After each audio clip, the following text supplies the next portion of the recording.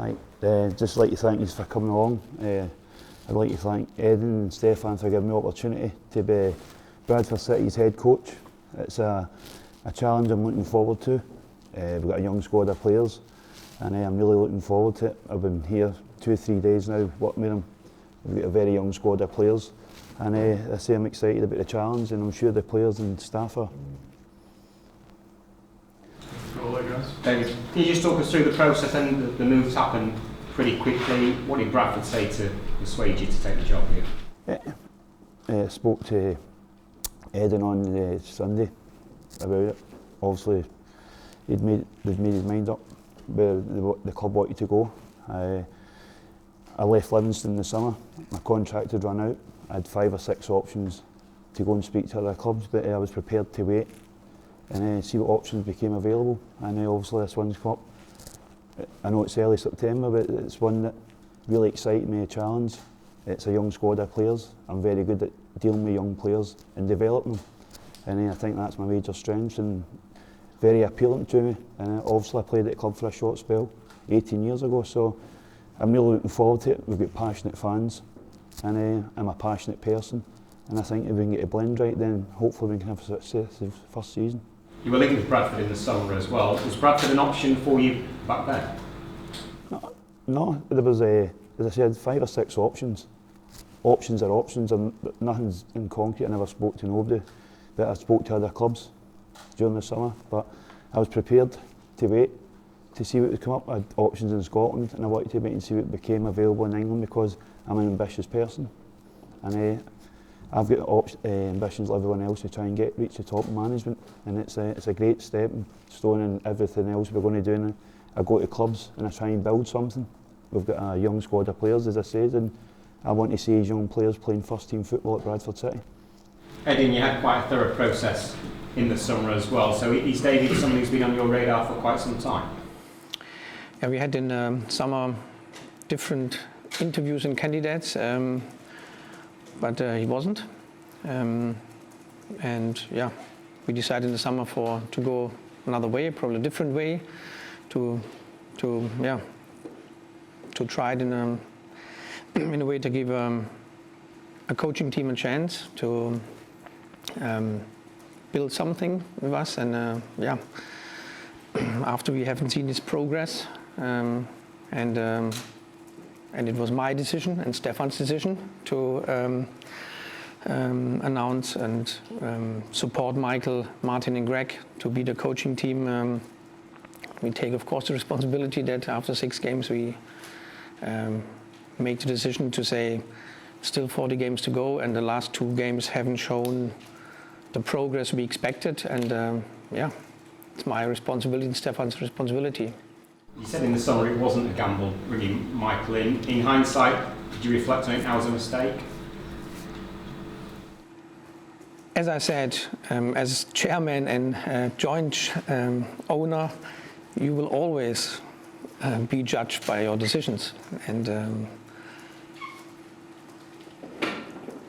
as I said, after 6 games to change the coaching team just doesn't show the progress we expected.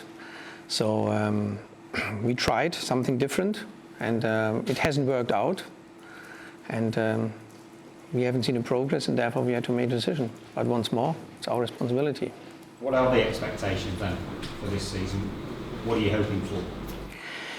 Yeah, for this season now, as seen the last 2 games, we want to show the fans the effort of the players, and that's important to show that we want to fight, we want to bounce back if things are not going the right way now. But from the football side, you can ask David how we want to play and how we want to go forward. As I said, it's a young squad of players. I've got a great ability of bringing kids through. I've just done it in my previous job. As everyone knows, we had a squad of players who were all under 23, most of them, and it's about developing them, getting a culture, getting a structure, and making sure that everybody that comes and watches Bradford, especially the fans, they can see a change in the team. I work with players hard, extremely hard, and It's now about us trying to develop a structure and bring the club together. I'm very good at getting fans on side, the board on side. It's not about me, it's not about Edin, it's not about Stefan, it's about everybody at this club pulling in the right direction. And I think that's one of my biggest strengths that I've managed to do over the last 3-4 years. I've been coaching for 10 years now, but the last 2 years as a head coach at Livingston. I've really enjoyed my time. And as I say, what you have to have is make sure everybody that comes here on a Saturday goes home happy, and with effort and commitment and passion and organisation. And I hope people see a different Bradford City over the coming 5 or 6 weeks, because it's going to take time, because we're probably a wee bit behind in pre-season where I want to be. But hopefully you'll see a structure in place that makes Bradford City fans delighted to come here at Valley Parade and watch games. David, I'd like to say welcome back to Yorkshire. Thank you. Genuinely pleased to see you back here, but how does it make you feel accepting a job for which, with respect, the sack time is clearly 7 matches? If you don't get it right, don't you feel under pressure straight away? No. I spoke to Edin and Stefan, and I'm very comfortable in my own ability. I think as long as people see development and they see a clear plan of what you're trying to do and a vision, we all know we're in a business where you don't get results, but I'm very confident that Edin and Stefan will see a difference in the team. I'm very good at building young squads of players, and as I say, it's every head coach, manager is always under pressure for results. But I'm sure when we have bad times and good times, it's how we react to bad times. Everybody in football is fine when everything's going well. And I think you find out really where you are when you're having a wee blip or a bad time. And I think as long as we stick together, we speak it over, and we make sure that everybody here at Bradford City knows that we're all pulling in the right direction. And that's the biggest thing that we have to get now. And as I keep saying, that's what I'm very good at, is making sure that we're all one. It's not about me. I make sure everybody knows that Bradford City is a community thing, it's a club thing, and I've got to make people want to come here and watch games on a Saturday and a Tuesday. Edin, do you accept the responsibility for that division that's been spoken about between the club and the fans? David said he has to bring everybody together. Do you accept the responsibility for that division in the first place? What do you mean division? The divisiveness between yourself and the fans of the football club. I mean, if you have a momentum, you can do what you want as a chairman, you do everything right. If you have not a momentum, you can do what you want, chairman is not right. So currently we have no momentum, and if you see probably the picture, what I've been told, there was a picture made from me and Martin and Michael in Southend. It was half time, we've been 1-0 down, and I've seen them sitting on the bench, and I said, Martin, Michael, come on, we have a chance to win the game. So I lifted the coaching team to show my support, the only thing what I can do in this game, because it was not a really good game in the first half. And yeah, it was told, I don't know, I've spoke with them 10 minutes to go or 20 minutes to go to influence the tactic or whatever. So if you would have won 5-0, they would say, listen, there was a positive momentum, but if you have not this momentum, a negative one, then all the information, the pictures will be twisted, and yeah, it's difficult. And I think we have to bring this momentum back, and the minimum is back to basics, to really to show that everyone is working hard for the club, and at the end it's about the club. I mean, Stefan and I had made a decision in summer which we thought probably we want to go a different way, in a different direction, but at the end the club is that important that we had to admit after 6 games the progress is not that what we expected, so we had to make a change, because it's all about the club. But Edin, with respect, Bradford City had momentum, Bradford City had spirit when you took over. That momentum and that spirit has now disappeared under your regime. So what would you say to the disillusioned Bradford supporters to reassure them to try and win that back?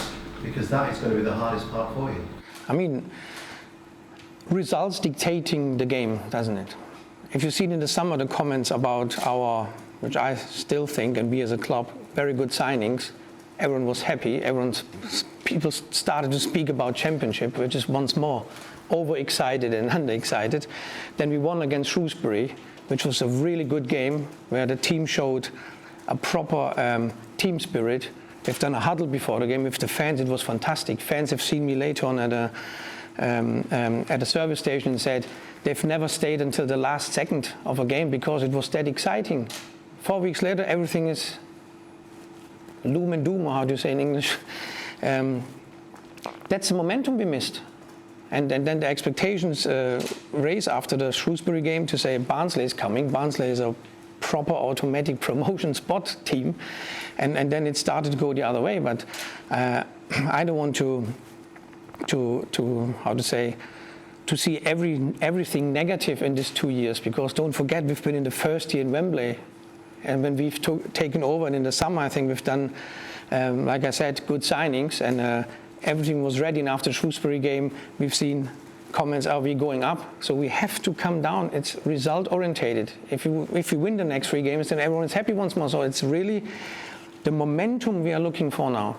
But we have to give David, of course, time, because he can't change the world from one day to another. And the confidence was very low then from the players, which is normal in such situations if you have no success.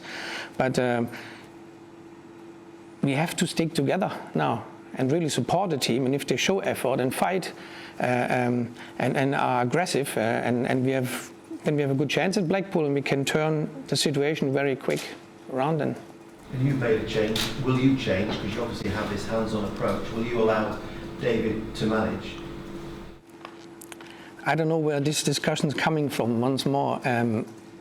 When I hear, and I've been told I'm picking the team, how can a chairman pick a team? I mean, you can ask the former managers and head coaches. I've never picked a team. You can ask Craig Abbott. You can ask everyone. To pick the team is the manager's job and the head coach's job. I could easily say, when we went to Wembley and you made an interview with me, I can say, yes, it was me, because I picked the team the whole year, but it wasn't. It was Stuart. So for me, this hands-on, we have a lot of things to do off the pitch, where I'm very hands-on, because we invested in the pitch, where I think Greg Abbott also mentioned it's the best pitch he's ever seen. And David, you played on it, so I think that's also kind of, people should appreciate it, that they see off the pitch we have to invest, and we have to change the club in off the pitch to understand that if we want to be on a certain level, if we dream on another to be in another league, that you have to prepare the club. The next league is the 5th highest league in the world, so we have to prepare them off the pitch. On the pitch, it's David's job, and it was the job from the managers and the previous head coaches to put things right. We can support as a club, of course, in preparing the budget to get the right players and to have a very good squad, to have a realistic and competitive chance to reach our targets. But at the end, on the pitch, it's about the management, the coaches, and the players. And you said that David needs time. You obviously will dictate that time. Surely you don't appreciate the club now needs a period of stability. David's the 4th head coach in the calendar year of 2018. Yes, the first 2 have been the last season, and Simon was signed until the end of the season. And for this season, of course, we need now stability, definitely, but we have to give David the best chance to be successful. And the best chance is, if you all stick together and help David to have the right stuff and the right people around him to get whatever he needs. That's my job now, off the pitch. David, there's a lot made about the difference between Scottish and English football. What, in your opinion, is that overplayed, or is there a difference? I think there's not much difference. I think if you look at the teams in Scotland, Championship, Premier League clubs, I think the biggest thing that English teams have is the budgets they have. Whereas there's been a lot of players who have left the Championship in Scotland and the Premier League and on very successful careers in England. I think what you have in Scotland is you have determination. You only have a limited amount of full-time teams. So every player that plays in Scotland's got a passion, a heart. They want to play well, and they're looking for a desire to come down here. But I think budgets, the money that's in England compared to Scotland, is probably dictating where people see that finance. But I think if you had a lot of players who travel from Scotland to England, do really well, and I've noticed a few boys who travel from England to Scotland to go and play struggle. So it's a mixture of, I think it's a mentality thing, and who's going to play, and I don't think football doesn't change. I think everybody's got the same principles, and I think what I've done at Livingston has proved I can coach and I can manage and I can develop players, and as long as the players buy into that, and the 2 training sessions that I've had with them, they've been fantastic, every one of them, and I've got a lot of players to work with, and as I said, it's one of the challenges that I really look forward to. Now it's about players learning how I work, what my standards are, and I've been positive with everything I've seen so far. And you've got Blackpool on Saturday. Have you had much of a chance to have a look at them and work out plans for them? Yeah, I think we've watched them on Y-Scout. I've not seen them live, obviously. Greg and Martin's seen a lot of them, and it's about really what we've got to work out is what we're going to do. We know it's going to be a tough game. They're a good side, they're at home, and I say it's one we're looking forward to. And the things that I've put across this week to the players, they've all bought into it so far. And after Saturday, I'll have a better idea of players that I can look at and see where their strengths and weaknesses are, and hopefully I'm very good at turning their weaknesses into positive strengths. As you said, then you've got a chance to look at the players. Is there any other players you've been aware of before? Is there any other players at Bradford that you've been aware of before? At Bradford? Yeah, I think there's a load of young players. Edin says earlier on, the recruitment has been well. It's been a lot of players that's maybe played at higher level, and it's my job now to galvanise them, find a solution as quick as possible. And as I said, we've got to make sure we can start with that on Saturday. We've got a platform to build from, and then going forward we'll just keep building on what we want to do and what we want to progress at the club. And as I says, and hopefully over the next 5 or 6 weeks, people will start to see what I'm trying to work at, what I'm trying to do. But as we all say, it's all about results, and that's the main thing in football, no matter where you are. So, as long as you say that, the squad and the players here, obviously, a lot of them have played at a high level. Is it fair to say, they've underachieved so far in terms of not doing themselves justice in the team up to this point? Yeah, I think underachievement is a word that's a wee bit strong. I think sometimes confidence goes.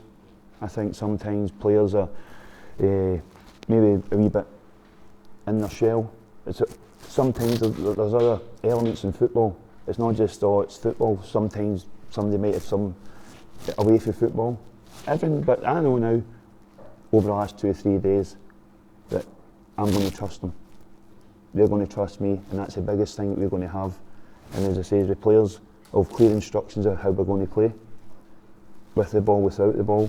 And as I say, we just need to keep working on that over the next 5, 6 weeks till we make sure we've got that in place. But underachieving, I don't know if it's a right word to use, but really building that confidence. I mean, is that easy to do though? I mean, because obviously as a group, there are good players here, but the confidence obviously is a bit low. So how do you sort of pick that up? Yeah, I think people need to know that I'm a leader, and I lead by example in everything I do. So I think that's been clear over the last couple of days in training. They've seen how I work. I think they've enjoyed the training, they've enjoyed the intensity of it. So that's things, putting clear pictures and giving the players. You've got to realise they're a young squad of players, and it's about me now giving them a responsibility when we play to make sure that they're going to have to grow up very quickly. And I'll make sure that they do, and I'll make sure that aside the part they've got someone there that is going to encourage them and make sure that we're going to go and try and get positive results in every game we play in.